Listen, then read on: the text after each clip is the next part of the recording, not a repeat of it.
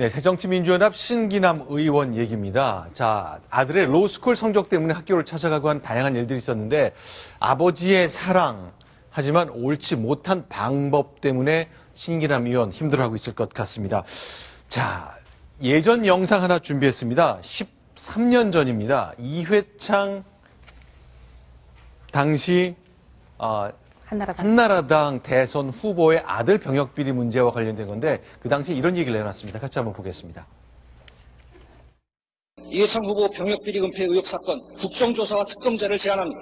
이회창 후보 스스로 떳떳하다면 이 제안을 반대할 이유가 없을 것입니다. 권력을 동원하여 부정부패를 자행할 수 있던 그 시대를 이제 끝내야 한다는 것입니다. 자, 그러니까 이회창 후보가 아들 병역 문제 가지고 문제가 됐을 당시에 이제 이회창 후보 아들 사랑이 지나쳤고 뭔가 병역 비리에 개입된 것 아니냐는 취지의 얘기를 주었던 것 같은데, 자, 아들 얘기로 돌아와 보겠습니다. 신기남 의원은 지금 뭐가 문제인 겁니까? 예, 신기남 의원의 아들이 서울 시내에 있는 한 로스쿨에 재학 중입니다. 올해 졸업 3년을 마치고 이제 졸업 시험을 봐야 되는데요. 이 졸업 시험을 마쳐야 변호사 자격 시험에 응시를 할 수가 있습니다. 그런데 졸업 시험에서 낙제를 하고 말았다는 겁니다. 네. 당연히 낙제를 했기 때문에 이 변호사 자격 시험을 아예 볼 수조차 없게 된 상황이 된 거죠. 자, 그럼 3년 동안 로스쿨을 다녔는데 이 시험 떨어졌기 때문에 이제 영원히 변호사가 될 가능성이 없어진 거예요? 재수를 해야겠죠. 아, 1년을 더 다음 내년 시험에 졸업 시험을 보고 네. 졸업을 한 다음 그리고 다시 변호사 자격 시험에 응시를 해야 되는 그런 1년간의 재수를 해야 되는 상황이거든요. 네. 그랬더니 해당 학교 측에다가 네. 신기남 의원이 졸업 시험에 떨어진 아들을 구제해달라. 합격을 하게 해주면은 법무부에 이야기해서 당신네 학교의 변호사 시험 합격률을 80%대로 올려주겠다라고 말을 했다라는 게 일부 언론의 보도 내용입니다. 그러니까 현재는 이제 로스쿨 졸업하더라도 변호사 시험 보면 그렇죠. 100명이 치면 50명만 붙기 때문에 반은 떨어지고 반은 붙는데 로스쿨로서는 골치가 아프잖아. 이거 졸업생은 안 들었는데 변호사 시험 떨어지니까. 상당히 취약하게 되는 거죠. 그 학교의 선호도가 급격하게 떨어지기 때문에 저건 뭐 변호사 시험 합격률 자체가 그 학교의 위상과 직결되는 문제이기 때문에 네. 대단히 민감한 사안이라고 할 수 있습니다. 일단 이런 보도가 나왔습니다만 신기남 의원은 이 얘기까지는 안 했다. 이렇게 그렇죠. 얘기하고 있는 거죠. 맞습니다. 저런 내용이 한 게 아니라 네. 아들이 떨어졌기 때문에 아들이 졸업시험에 떨어졌으니까 부모의 입장에서 문의를 한 것뿐이다. 뭐 구제 여지가 있는 것 있지 않을까 네. 이런 것을 문의해본 정도다 이렇게 설명을 하고 있습니다. 자, 일단 아들이 이제 졸업 시험이 안 되니까 학교를 찾아갔어요. 뭐 아버지의 사랑으로 볼 수 있습니다만 두 번째 건 좀 문제가 있어 보이네요. 그렇습니다. 저 대목에서 많은 그 비판의 여론이 나오고 있는 건데요. 네. 자기가 근무하고 있는 여의도 국회의사당 안에 있는 의원 회관으로 해당 로스쿨의 부원장을 호출을 한 겁니다. 네. 뭐 본인이 스스로 제 발로 찾아왔을 리는 없을 것 같고요. 네. 신기남 의원 쪽에 요청을 받으니까 부원장이 해당 의원, 그러니까 자기네 학교에 다니는 학부모를 직접 찾아갔다. 이런 설명이 되는 거죠. 자, 기본적 자질이 있다면 뭐 붙여줘야 되는 것 아니냐. 그리고 졸업생을 가리는 시험 기준이 너무 까다롭다. 그러니 결국 내 아들 붙여야 되는 것 아니냐. 구제의 여지가 있다고 했습니다. 그런데 일단 그 부원장께서는 사실은 학생의 아버지가 찾아오는 건 맞이할 수는 있겠습니다만 사무실로 오라는데 간다? 과연 어떻게 설명하실지 모르겠는데요. 저희가 채널A가 직접 이 대학 서울 시내 소재한 로스쿨의 부원장과 전화 통화를 했습니다. 왜 학생의 아버지 사무실까지 직접 찾아가야만 했는지 들어보겠습니다. 신 의원이 참여정부 당시부터 로스쿨 저기를 했기 때문에 자기는 로스쿨 논자다. 이런 차원에서 얘기한 거를 한번 만나자고 하길래 저희 집이 그쪽에서 가깝기 때문에. 자, 우리 집이 여의도에 가깝기 때문에 갔다. 어떻게 봐야 되나요?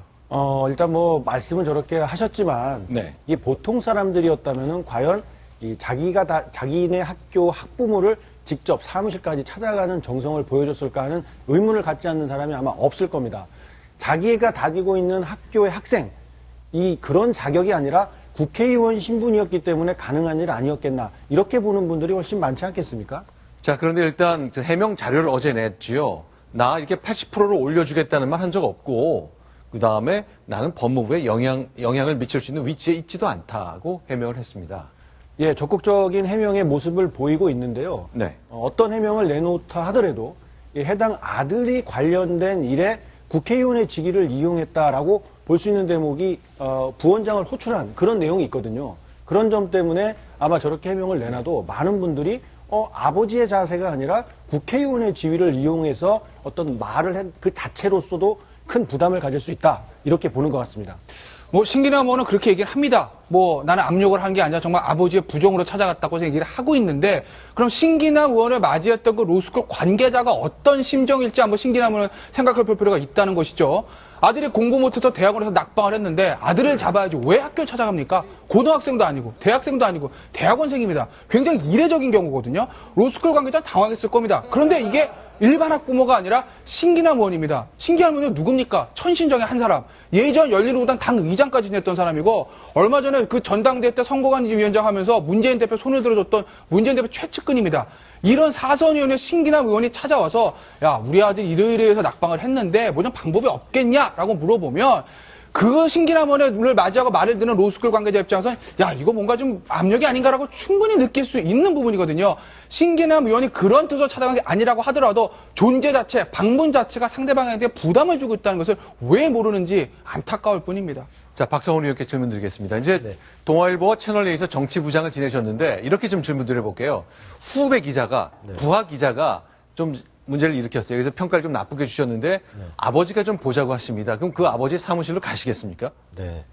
일단 저희 후배 기자들 중에는 그런 기자가 있을 수가 없고요. 네. 예, 가상을 해서 만일에 그런 일이 있다 그러면 네. 그 아드님은 저희 회사에 맡기셨으니까 네. 저희가 잘 관리하고 저희가 모든 걸 아드님을 통해서 하고 있습니다. 걱정하지 마십시오 하고 전화를 끊겠습니다.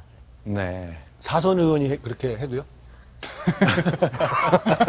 아, 그 사선 아니라 누가 해도 그것은 청와대에서 전화를 해도 네. 마찬가지 아닙니까? 그 네. 어린애도 아니고요. 네. 이미 그 로스쿨이라면 대학원 나이 아닙니까? 그죠? 그렇죠. 대학원 나이 3년, 그것도 3년 차를 다닌 그런 상황인데 그것을 현지 국회의원이 어떤 네. 누가 봐도 명백한 그 어떤 직무남용, 직권남용이라고 할 수 있는 네. 그런 압력을 행사하는 데 대해서 어느 대학이 제대로 된 법률을 가리키는 대학이라면 네. 이것이 정상이라고 생각할 대학이 어디 있겠습니까? 사실은 이제 부원장께서 집으로 한번 사무실로 와달라는 요청을 받았을 때 지금 박성원 의원께서 하신 대로 아이를 맡기셨으면 저에게 맡기십시오라고 했으면 사실은 신기남 의원이 굉장히 면구한 상황이 될 텐데 어쨌건 그 부원장께서는 어찌된 이유인지 학부모의 사무실까지 직접 찾아가서 얘기를 듣게 됐습니다.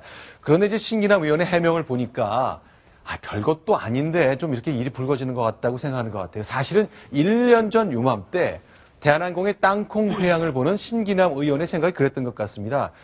당시 상임위원회 국회 회의 영상을 보니까요. 딱 지금의 심경을 담은 듯한 발음이 있네요. 일단 그 발언 확인하겠습니다. 난데없는 일이 일어나가지고 나라가 참 별거 가지고들 다 이렇게 참 이렇게 됐네요. 예, 근데 우리가 주무위원회니까 얘기를 안 할 수가 없는데.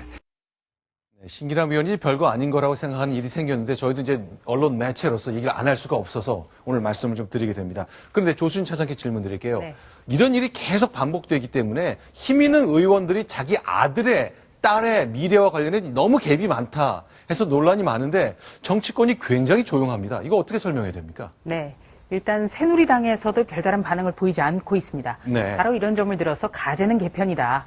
예, 이렇게 볼 수밖에는 없는데요. 네. 왜냐하면 새누리당에서도 얼마 전에 여러 의원들이 네. 이 로스쿨을 졸업한 자녀들의 취업 청탁 의혹이 있다라는 이 논란이 벌어졌고 그때마다 이 사실이 아니다 이렇게 발뺌을 해왔기 때문에 네. 아마 이번 신기남 의원 사례에서도 그때 이를 떠올리면서 조용할 수밖에 없을 것 같습니다. 하도 언론에서 왜 이렇게 조용한지 모르겠다고 지적을 하니까 새누리당에서는 정말 마지못해서 어떤 그 서면 자료를 내놨습니다. 일단 사실관계를 먼저 지켜보는 게 중요한 것 아니냐 이 정도에서 그치고 있습니다. 자, 일단 이제 야당의 문제고 이 요즘에 젊은 청년층에서 공분할 일이거든요.